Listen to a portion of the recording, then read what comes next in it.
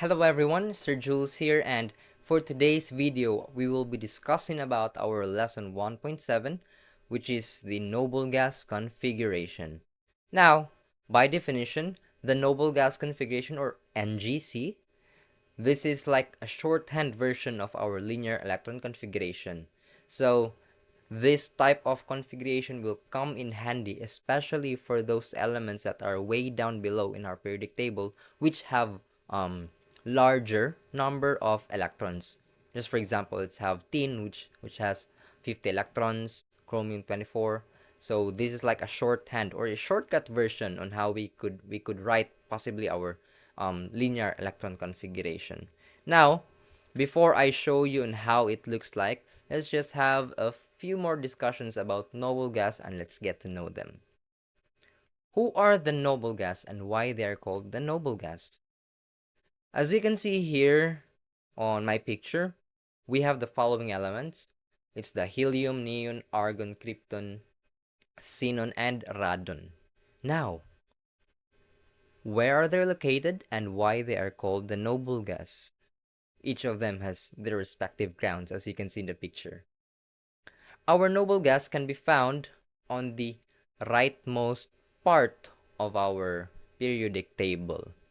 And by definition, these noble gases are the least or even non-reactive elements amongst all the elements in the periodic table. Some of them reacts with just a few on the list of from our periodic table of elements, but most, let's say 95% of the other elements just won't be able to react with noble gas because noble gas just don't want to react or just don't want to have something to do with them. And why is that so? It's because from the name itself, noble gases, just like in the medieval times, the nobles are the non-reactive or interactive people. They are on the top of their thrones, they live inside the castles, and they don't want to interact with the commoners, especially with the peasants, because why would they want to do that? They're already comfortable, they are happy with their lives, so why would I react with the other commoners? I am already stable and fulfilled on my own. Now the um, same thing is also applicable to our noble gas. That's why they're called the noble gas, because amongst all the elements in our periodic table, they are the most stable and non-reactive elements. And why are they stable? Now, going back to our, this is a thing that previously discussed. We've been constantly integrating them in our discussions. What makes an element happy or an atom happy? It's when they achieve the octet rule. What is the octet rule? Octet rule states that an element will be happy or be stable. That is the term, stable. Stability is their goal when they have 8 electrons on their valence shell, or valence shell is the outermost shell of the atom. So if they have at least 8, then they would be happy and they don't want to be reactive with other because they're happy by themselves. I don't want anyone because I'm already fulfilled. So basically that's the concept. Now, going back to our topic of noble gas configuration, it's a shorthand version or a shortcut and avoiding writing lengthy um, linear electron configuration. But how do we do this and how is this possible?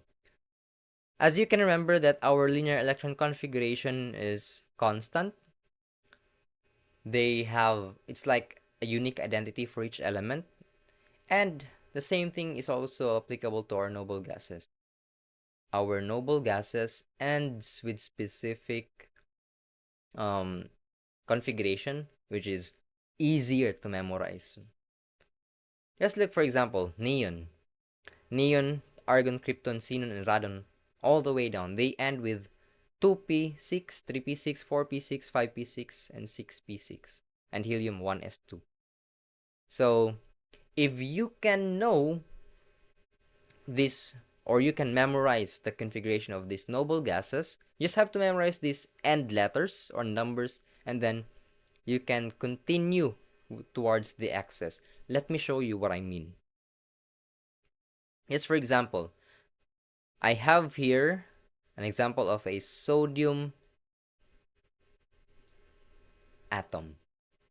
Now, this sodium atom has 11 electrons, as you can see. If we will write down the lengthy version of its linear electron configuration, we would be writing the whole 1s2, 2s2, 2p6, 3s1, right? But this whole thing, this is the identity of a neon atom. The 1s2, 2s2, and 2p6. So instead of writing this whole thing down, let's just write open bracket, the name of the noble gas, close bracket, and then the excess configuration to identify that this belongs to a sodium atom. Are you getting my point? So basically, it's like a shorthand version. We gotta know the identity of the noble gas, because right after the noble gas, and we can just continue from there in giving the element its unique identity in electron configuration. Now, let's have furthermore examples to give more clarification of what I'm trying to explain. I have here a few examples that let's try to look for their noble gas configuration. Let's have the element nitrogen, tin, and chromium. Now, first step, let's take a look at our periodic table. For the first element, we have here nitrogen, 7 electrons. Tin, 50 electrons. So you can imagine, if we're going to write it down, the whole lack of it is going to be lengthy, right? It's 50 electrons. Might take a few bit spaces from your paper to write off. And we have chromium, 24 electrons. All right. So let's write it down here. Nitrogen have 7 electrons. Tin, 50 electrons. And then chromium, 24 electrons. Now, how do we do this? Let's go back to our periodic table for reference. My technique in this one is I always check with my periodic table, and then I try to check on what is the closest noble gas from the element going its left. So from the left of nitrogen, the closest noble gas is no other than helium. So how I'd write this is, let's just write that here. Open bracket, write the name of the noble gas, the symbol rather, and then since helium is 1s2, so we'll continue from there the excess configuration from 1s2 going to nitrogen, which has 7 electrons. So that is 2s2, so that's 2, 4, and then 1s2, 2s2, 2p, this 2p, 3. So this is the noble gas configuration of the nitrogen atom. How about for tin? Lots of it, 50 electrons. Alright, let's check. What is the closest noble gas from tin to its left? So all the way from there, we have krypton. And what is the last configuration of krypton? This is neon is 2p6, argon is 3p6, krypton is 4p6. So krypton, just write the symbol krypton. So from 4p6, you have to configure all the way to tin, 50, right? So after 4p6, if you can remember your mnemonic device or the entirety of the linear electron configuration, it will be, after 4p6, there is 5s2. And after 5s2, we have 4d10, then followed by our tin, which is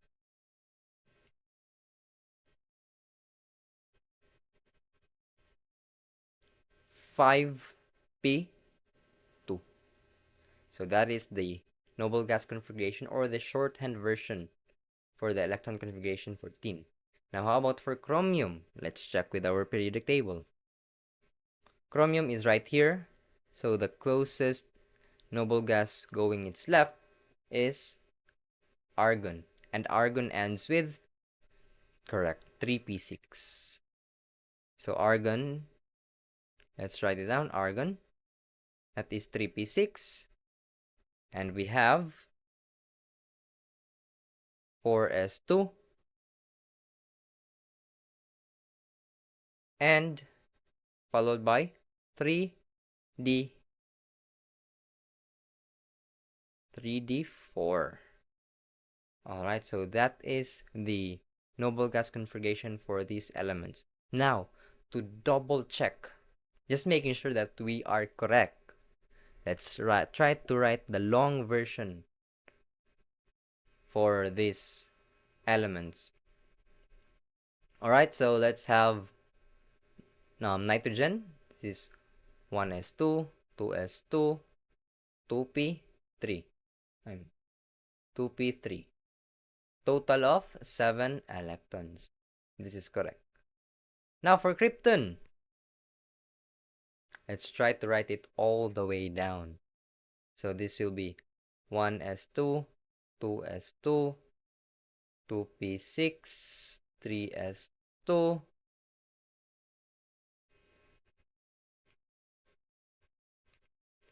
3p6, 4s2, 3d10, 4p6. Now, krypton, this is 4p6, right? So we gotta write now our 5s2, 4d10, and 5p2. Let's total. 2, 4, 10, 12, 18, 20, 30, 36, 38, 48, 50. Total of 50 electrons. So this is correct. Still the same number, right? But we only wrote down this shorthand version and not this lengthy process. Now, lastly for krypton, let's have 1s2, 2s2, 2p6, 3s2, 3p6, 4s2, because argon is 3p6, so we're just gonna continue with 4s2 and then 3d4. Let's check. 2, 4, 10, 12, 18, 20, 24. Total of 24 electrons. So this is also correct. So now guys, that is the way on how we write the NGC, or the noble gas configuration, which is a shorthand version and much easier to write, because you don't want the trouble of writing this whole lengthy process of this electron configuration, but rather we'll just write this down. Simple as that. You just have to remember and take note of those noble gases and their ending last part of their electron configuration, which is 2p6, 3p6, 4p6, 5p6, and 6p6. All right. So that's it. That's all for today, and I hope you learned on how to do the noble gas configuration. And we have one more lesson before we end this lesson 1 for Lewis structures, and I'll see you on the next one. Take care and goodbye.